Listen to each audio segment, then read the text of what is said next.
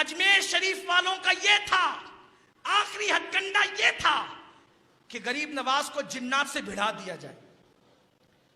जिन से जब मोइनुद्दीन भिड़ेंगे तो इंसान की ताकत कहां है कि जिन से लड़ सके।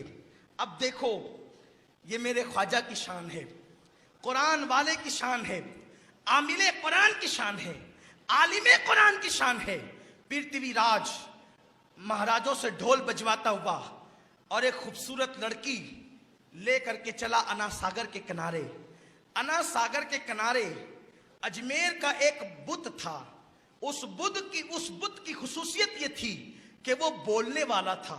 सोचो, जो बुत बोलता हो उस पर लोग कितना पुख्ता यकीन रखते होंगे। उसी बुत का नाम सादी देव था।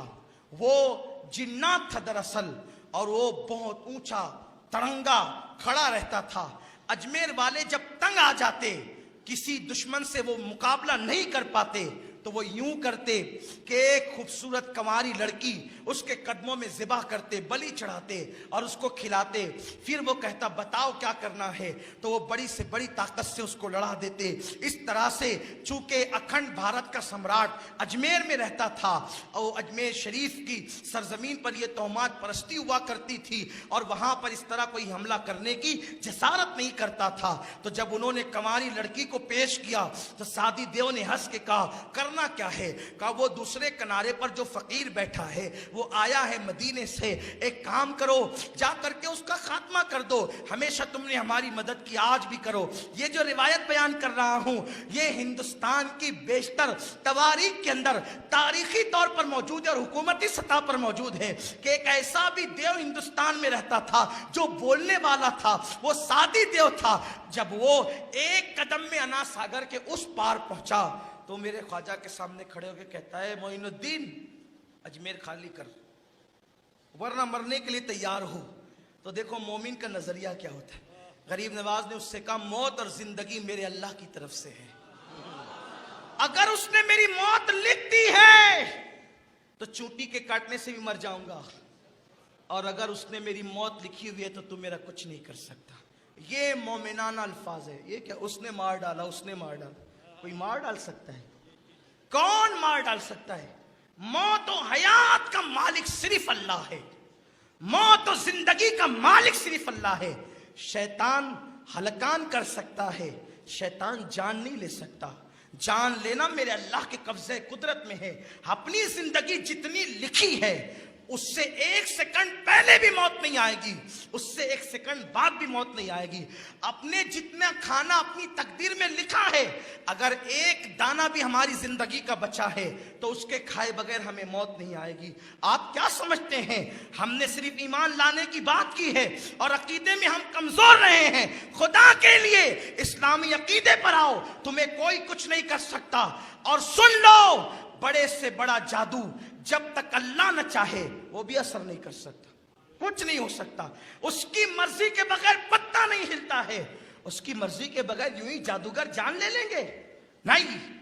अपना यकीन पुख्ता करो अल्लाह पर, उसके रसूल पर एतमाद करो और ये अल्लाह से निस्बतें मजबूत करो। तो जाते जाते इख्तिताम पे यही पैगाम देना था कि उसने जब काज में छोड़ दे मोइनुद्दीन, वरना मरने के लिए तैयार हो जा। फरमाया कि जिंदगी और मौत का मालिक मेरा अल्लाह है।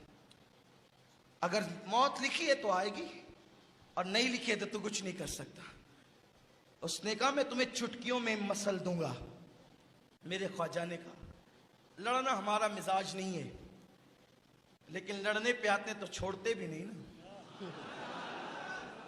गरीब नवाज करबला वाले का शहजादा, वहां कौन टिक सकता है?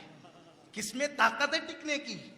फरमाया कि हम लड़ते नहीं है, आपको भी दावत देते हैं, आप भी मुसलमान हो जाइए। जिनको कहा सारा अजमेर जिसको पूज रहा था उसको कहा तुम भी मुसलमान हो जाओ। उसने कहा अगर मैं मुसलमान होगा तो मुसलमान होने से मुझे मिलेगा क्या? कहा तेरे दिल की एक तमन्ना है वो पूरी हो जाएगी।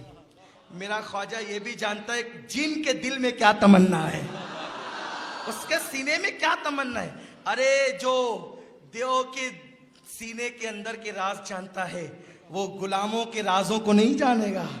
इसीलिए तो ख्वाजा हिंद वो दरबार है आला तेरा, कभी महरूम नहीं मांगने वाला तेरा। लोग हैरान है वहां जाने से मिलता क्या है, जरा अकीदा लेके जाकर तो देख।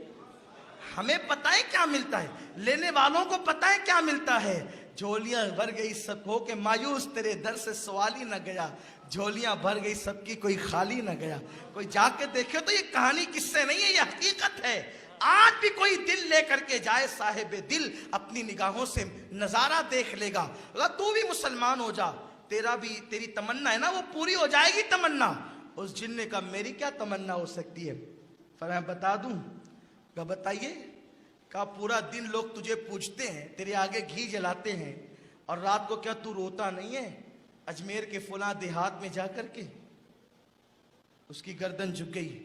कहा तेरी एक माशुका है, अजमेर के गिरदो नवाह में एक बुत खाना है, वहां संगमरमर की एक औरत की मूर्ति है। उस मूर्ति पर तेरा दिल आ गया, तू उससे प्यार करता है, और तू उसका हाथ पकड़ पकड़ के कहता है बोल ना, मुझसे बात तो कर, मुझसे बात तो कर, ओ मेरी महबूबा मुझसे बात तो कर। वो तुझसे बात नहीं करती ना, यही तेरे दिल की तमन्ना है ना। तू जिस दिन मुसलमान होगा उस दिन वो तुझसे बात करेगा। क्या बात करते हैं? कहा वो करेगी, पढ़ कलमा। ये सारी बातें वो पीछे के लोग सुन रहे थे। उसने कलमा पढ़ा, ला इलाहा इल्लल्लाह मुहम्मदुर रसूलुल्लाह। भाइयों ये हैं अल्लाह वाले, रूहानियत वाले, ये ईमान वाले, ये मदीने वाले, ये नजफ वाले, ये करबला वाले, ये बगदाद वाले, ये हैं जो जिन्नातों को कलमा पढ़ाते हैं। लोगों को क्या हो गया, वो कहते हैं नबी हमारी तरह। हम कहते हैं जिन्नात नजर आए तो आपका होगा क्या, और ये जिन्नातों को देखकर दीन की दावत देते हैं, कलमा पढ़ाते हैं। इसने कलमा पढ़ा तो उन्होंने इसको गालियां देना शुरू की। इसके हाथ में जो आया उठा उठा करके फेंका। वो भागने लगे तो कुछ तो कुचल के दब करके मर गए। अब जब वो भाग गए तो उसने बड़ी लजाजत से कहा मोइनुद्दीन आपकी बात तो मैंने सुन ली ना, कलमा पढ़ लिया ना, अब वो मुझसे बात करेगी, चलिए मेरी बात कराइए। मेरे ख्वाजा ने कहा मैं नहीं आता, तू जा। मैं नहीं आता, तू जा। और जा करके उस मूर्ति का हाथ पकड़ना, कहा चल तुझे मोइनुद्दीन बुलाते हैं। सुभान अल्लाह, सुभान अल्लाह। चल तुझे उसने हाथ पकड़ कर चल तुझे मोइनुद्दीन बुलाते हैं। वो सही की औरत बन करके चलने लगे। मेरे ख्वाजा के दरबार में ख्वाजा ने दोनों का निकाह कराया और फरमाया तू आज से शादी नहीं, तू शादी है, जा शाद रहेगा, हमेशा शाद रहेगा। और मेरे ख्वाजा ने उस जिन को खिलाफत भी अता फरमाई। ये शान है अल्लाह वालों की, तो इनसे निस्बतें उस